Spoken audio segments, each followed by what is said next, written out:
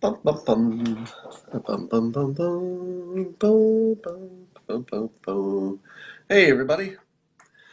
If you're wondering why my sound quality is so bad, there's a reason for that. I can't find my microphone. But will that stop me from the simultaneous step? I don't think so. No, I don't think so. I've got a Wi Fi problem in my hotel. I'm on the road, and hotel Wi Fi uh, doesn't work. So I am hotspotting it today.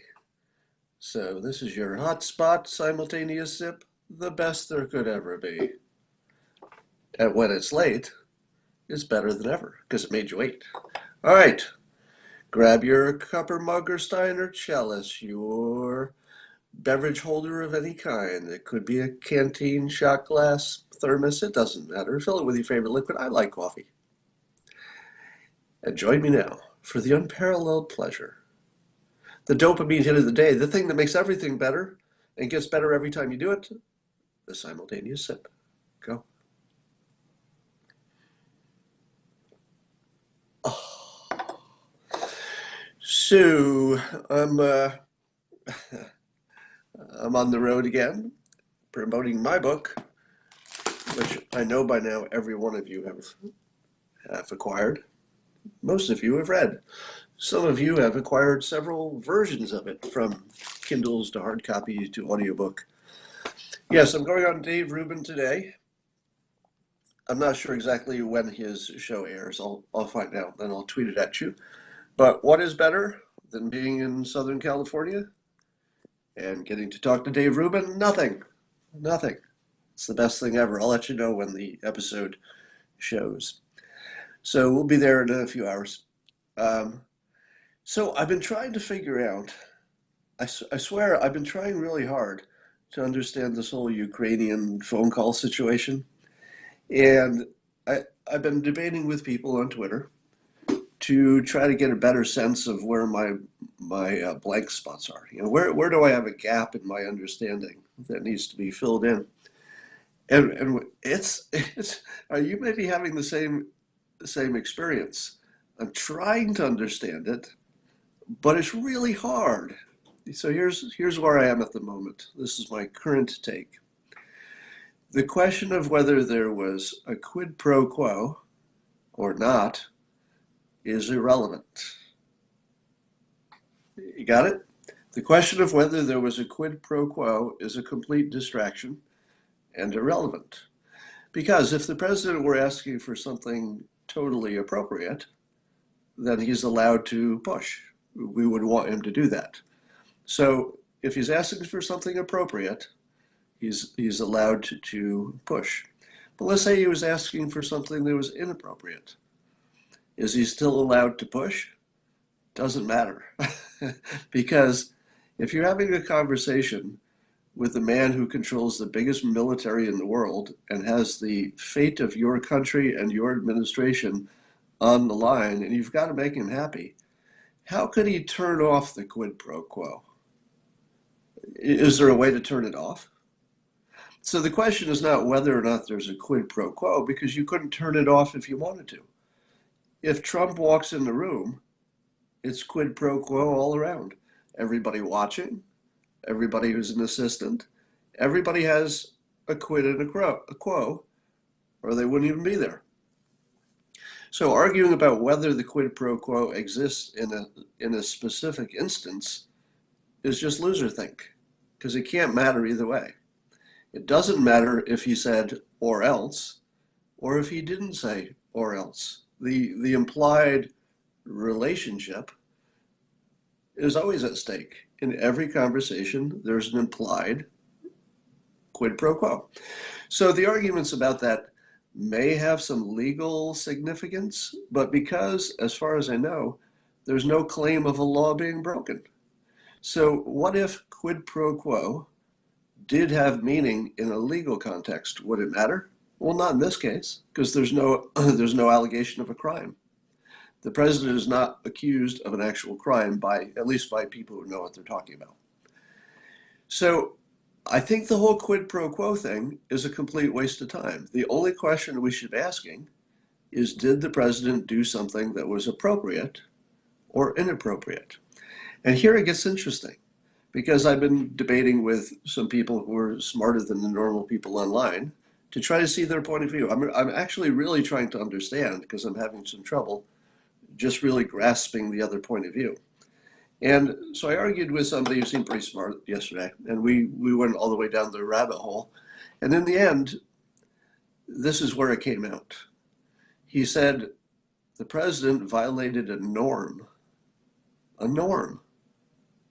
that it wasn't a question of whether this particular request was good or bad, but rather the problem was that this type of request is bad. So it wasn't about, so the best my opponent could come up with to argue that the president should be impeached, and it sounds like I'm making this up, the most he could come up with is that this sort of thing, not this specific thing, but this sort of thing would be violating a norm, and therefore he should be impeached. And I thought to myself, do you know what else violates a norm? Everything. How about everything violates a norm? If it's this president, there's no norm he hasn't violated. So the question should be, keep going down the rabbit hole. Quid pro quo is irrelevant because it's just there all the time. Then is it appropriate? Well, is it legal? That's the next question, and apparently it is. The next question you should ask yourself is, was he trying to hide it? Well, he did it in front of a lot of people, and here's the key. Not only did he do it in front of a lot of people, he asked Ukraine to announce it in public, or Rudy did, or somebody did. Now, do you think the president, if he were trying to keep it a secret, would have asked Ukraine to announce it? Because obviously that would be tracked back to the president asking for it. And there were plenty of witnesses. So could you really say that the president was trying to keep this a secret? It looks like the opposite. It looks like he was trying to make it as public as possible. He made the phone call in front of people. Now there's a question about the transcript being on the server, and I think that was probably just a cover your ass sort of thing, where they didn't want to, maybe they didn't want people to look at the language and pick it apart, because you can always find something. So I think that should be looked at as just normal bureaucratic, cover our ass, put this on the secret server kind of thing. But in general, and I don't think that was Trump's decision to put it on that server. That doesn't sound like something he gets involved with. But in general, the president wasn't trying to hide anything. If you ask for it to be publicly announced and it's obvious who was behind it, you're kind of asking for it to be right out there. All right? So quid pro quo doesn't matter because it's always there, no matter what. You can't take it away. If the Godfather asks you for a favor, he doesn't need to say or else. If your boss asks you to do a project, the boss doesn't say or else. It's just always there, right?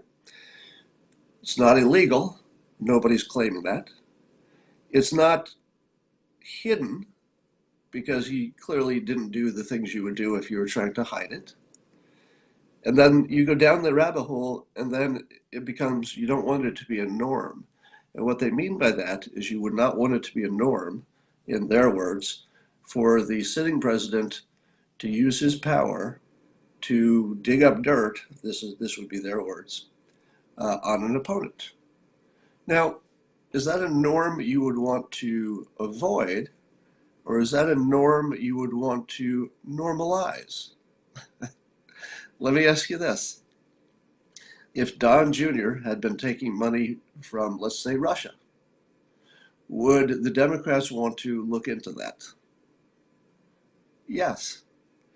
If Don Jr. were taking money from Russia, let's say an oligarch connected to Putin, and had some kind of sweetheart deal. Now, this one's harder to imagine because Don Jr. is already rich. So you probably wouldn't be involved in something like that. You wouldn't need to, wouldn't make any sense. But just imagine it. Would you want to know, you mostly Trump supporters on this Periscope, wouldn't you want to know what was up with that? If Don Jr. was taking a bunch of money from a Russian oligarch, he's not. As far as I know, he's not. But if he were, that's not Democrat or Republican, is it? So the next thing is you have to be consistent. If this very specific situation were reversed, I would want it to be a norm. In other words, if President Obama, while still in office, had learned that candidate Trump, who was, let's say, the nominee by that time, if President Obama had learned that somebody in the immediate Trump family was taking a lot of money from Russia, would he want the public to know? Would he want that investigation to, tell us what we need to know? Probably. That, to me, that would seem like an entirely legitimate thing for a president to want to know. So when somebody argues we don't want to make this a precedent or we don't want to make it a norm, that's loserthink. Because this specific case is something you would want to be a norm. You would want your government to look into anything that is so clearly and publicly known to be potential conflict. So I would apply that both sides. I think it would be entirely appropriate. Now, some might take this too well. What about looking at Trump's taxes? And I think that's a special case as well. You can't take every case and say, well, that's just like his taxes. Um, if the IRS doesn't see a problem with his taxes and nobody else is complaining about something specific, then I'd say sort of up to the candidate. But if New York State or somebody else found something that was evidence of an actual potential problem, then I would want my government to look into it. I mean, I wouldn't want to be saying supportive things of a candidate who had some big problem with an entanglement somewhere in a foreign country. So first of all, you've got to be consistent. You've got to say that whatever your stand is about Joe Biden and the president asking for whatever he asked for, you've got to say, would you do the same if the roles were reversed? And I think you would. Why wouldn't you? Why would you not want to know if your leader is owned by another country?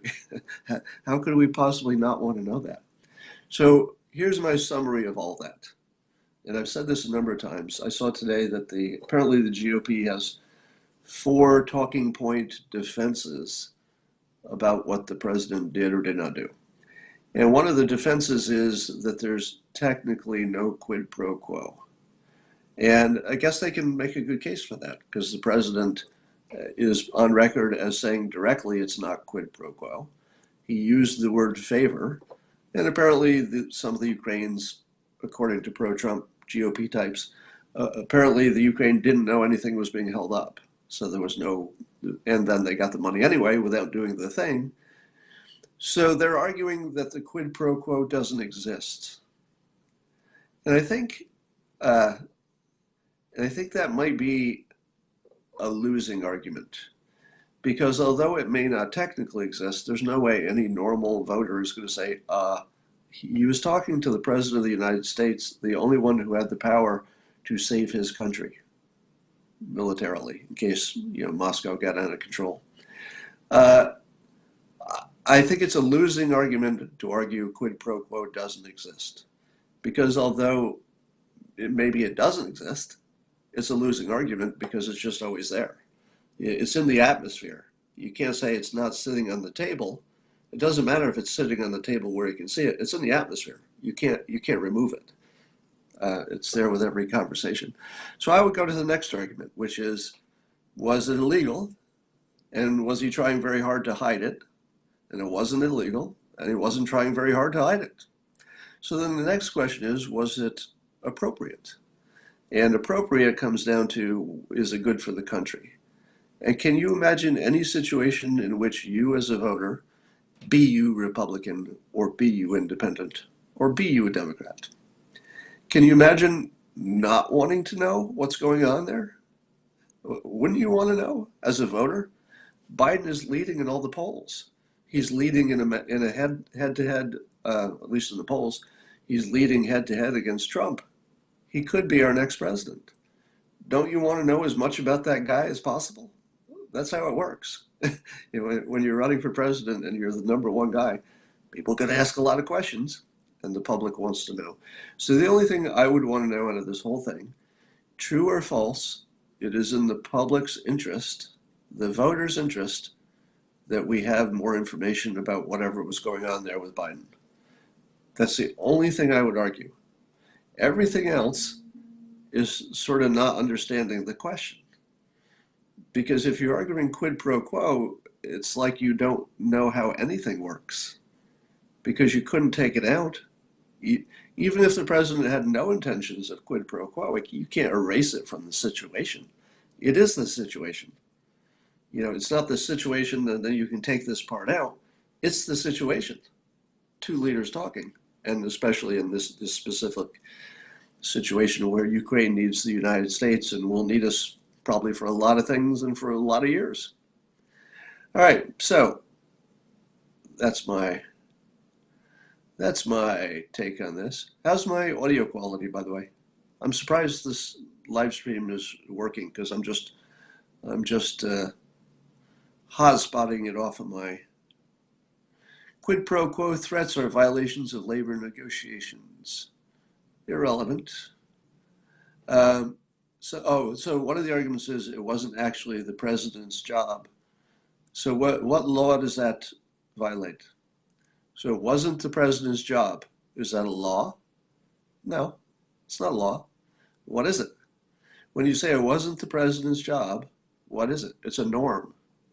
It's a standard practice that the president doesn't get involved in investigations and then doesn't get involved, especially with investigation of an opponent. But if that investigation of the opponent isn't happening, what should the president do? Let's say Bill Barr or whoever goes over there and talks to the Ukrainians and isn't getting the kind of response he needs. What do? Does Bill Barr just go back to the president and say, I tried, but they're not answering my questions? Would Bill Barr do that? And if he did, what would the president do? Would the president say, gosh, I can't get involved in this because that would be against the norm? Or would the president say, oh, well, we do have a legitimate right to know what's going on over there. And if you can't get it done through your more official sources, justice to justice, so to speak, what do? You always kick it up to the boss. Do you think that the president would have made this call if Bill Barr could have just gone over there and done it himself? The only people who think that Bill Barr can do it without the president's help are people who have very little experience in the real world. In the real world, if you work for a big company and you even want marketing to talk to sales, sometimes the bosses have to talk first. In fact, normally, in order for people to get anything done. Have you ever tried to get another organization to work with you without the agreement of the boss? It's hard because the people in the other organization work for their boss. They don't work for you. They just report to their boss. And if the boss isn't saying to do it, why would they waste their time just because you want it? You only do things because your boss tells you to do it or your boss wants it. So until the bosses have talked, the underlings are a little bit toothless, and obviously. Now, and let me ask you this. If you think that Bill Barr could have gotten it done on his own, do you think Trump would have gotten involved? No. Obviously, it wasn't happening. For whatever reason, it wasn't happening. So he violated a norm, and he got involved. Now, again, if this were reversed, and Trump and Don Jr. I hate to throw Don Jr. under the analogy bus because he hasn't done anything. He's done nothing except produce a book people like, apparently. But if you imagine it the other way, I'd feel the same. You'd want to know what's going on, and you'd be happy that the president got involved if there wasn't any other way to make it happen. It's not perfect. It's not perfect, but we don't live in a world where everything can be buttoned up and perfect. All right, that's way too much on that, isn't it? But it seems like that's the only news today. Will you be able to visit with James Woods while in LA? Well, it wasn't on my itinerary. I have to admit that was not on my top 100 list of things to do in LA. although James Woods is kind of awesome in his way. Uh, so, do impeachment hearings help Trump? Um, Probably. We'll have to see how they go. The Nikki Haley thing. So, Nikki Haley said that Tillerson and John Kelly were trying to undermine the president. And I think Tillerson at least has said that didn't happen. So once again, it's he said, she said, and I'm not sure any of it matters. I'm not buying the theory that Nikki Haley is playing this game where she's trying to replace Mike Pence and then hang around until Trump gets impeached and take over the presidency. Maybe seems unlikely. Somebody said, "How often do I change or update my glasses?" Way too infrequently. I should do it more often. And Christina was the one who picked these out, so you would have to give her credit if you like them. My old ones, I think, made me look older. These at least make me look more current, if not younger. Um, am I buying DJT's book Triggered? I'm many books behind, but I'm sure that would be a good one. Uh, we're losing you, somebody said. Are you having problems with the connection? Yeah, I haven't seen the climate change Greta Thunberg mural in SF, but I did see the Babylon Bee version where they altered it so it looks like lasers are coming out of her eyes to shoot SUVs. I'll tell you, the Babylon Bee is just killing it lately. If you're not following the Babylon Bee, you're missing some of the best humor uh, that you'll see. So it's sort of like The Onion, except they have a conservative bent, which makes them, they're usually in the political realm, and it's pretty hilarious. I did a podcast for them coming up, which I'll tell you about when it's out.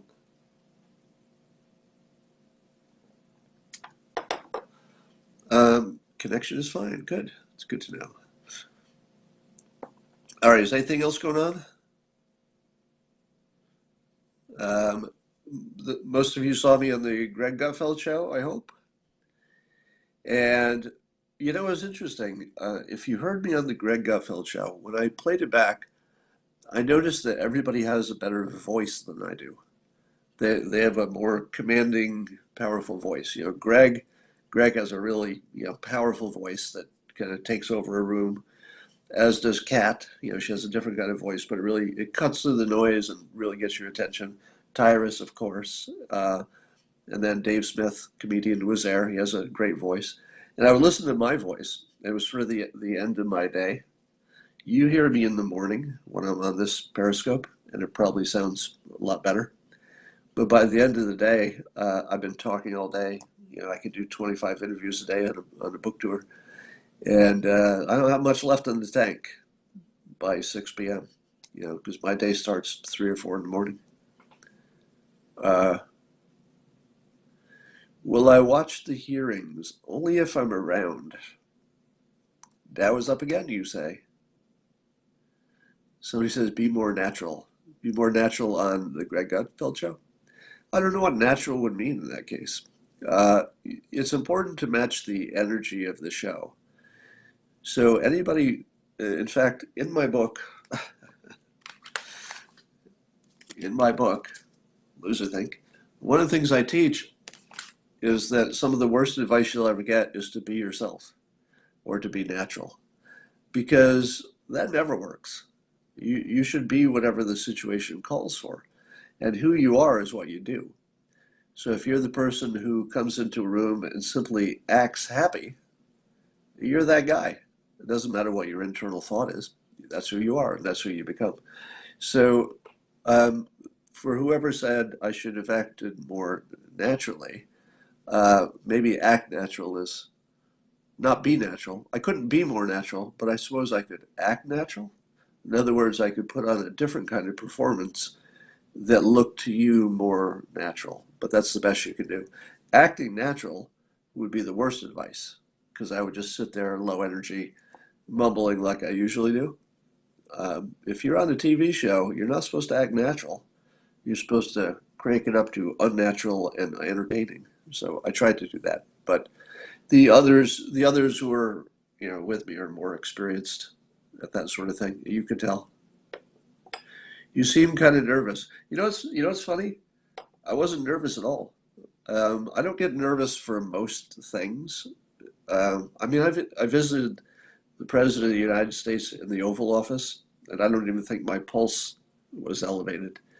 Uh, so I've sort of reached that point in my life where things like this don't embarrass me. They don't. I don't treat them as a risk. And when something isn't a risk, then you're not really too worried about it.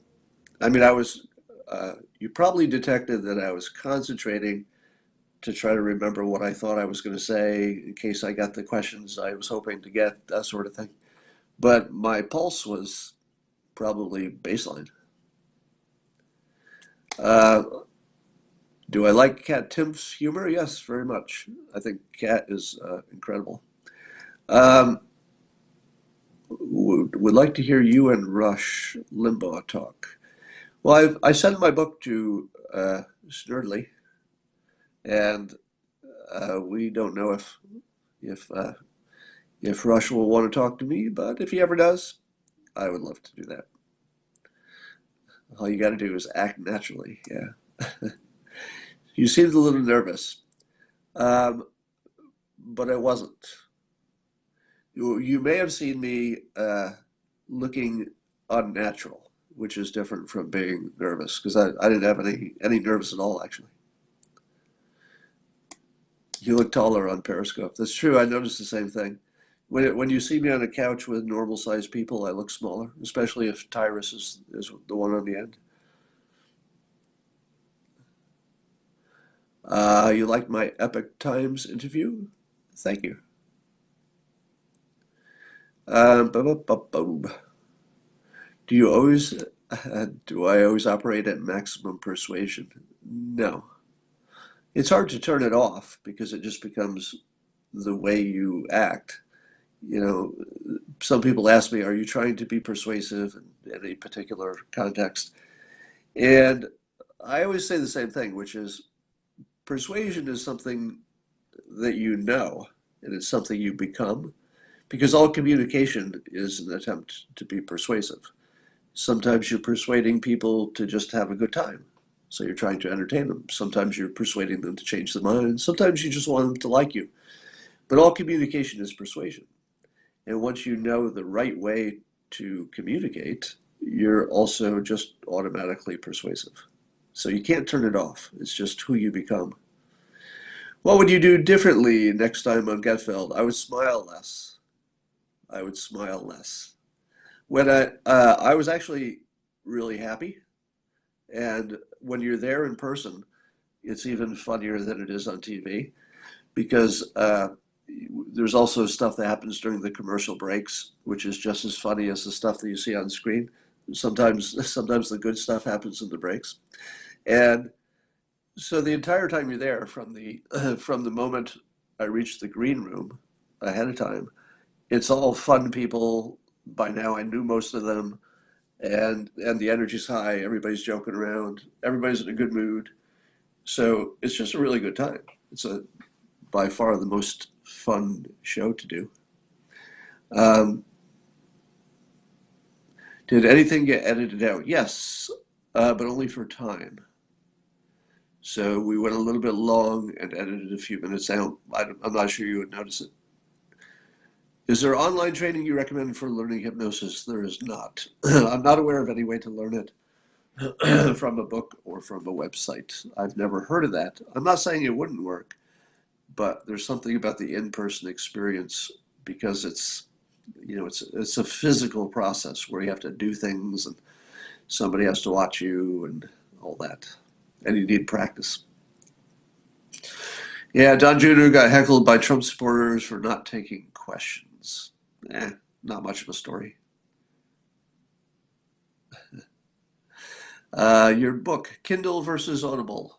Well, that's a personal choice. What about Brexit? I just can't get interested in Brexit.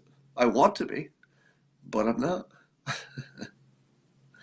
Uh, all right, I'm just looking at your comments. I'm going to have to get ready to do my first thing today, and I will need to run. And I didn't want to miss the simultaneous sip.